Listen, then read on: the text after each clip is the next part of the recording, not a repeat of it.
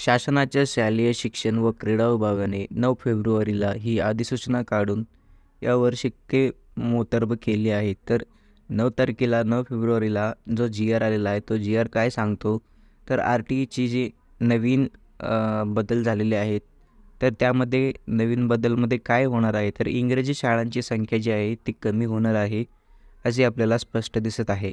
R-T अर्थात मोफत शिक्षणाचा कायदा प्रवेशासाठी यावर्षी महत्त्वपूर्ण बदल करण्यात आले आहेत.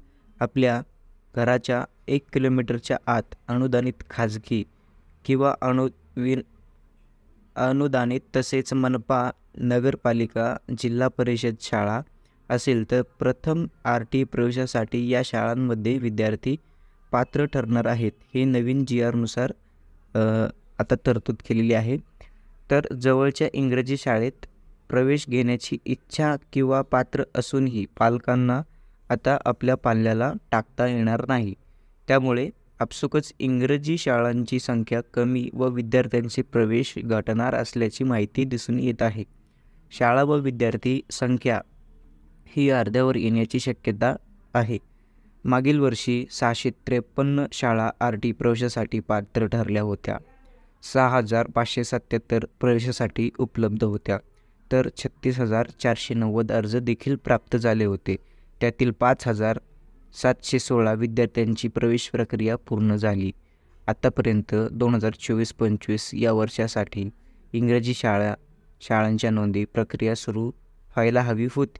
परंतु शासनाने 9 फेब्रुवारीला 1 किलोमीटरच्या अंतरावर प्रवेशासाठी स्थानिक प्राधिकरण किंवा खाजगी अनुदानित, विनाअनुदानित शाळा असेल तिथे इंग्रजी शाळा पात्र ठरणार नाही आणि ती शाळा आपोआपच बाद होणार आहे. त्यामुळे आर-टी प्रक्रियेतून या शाळांची संख्या कमी होणार आहे.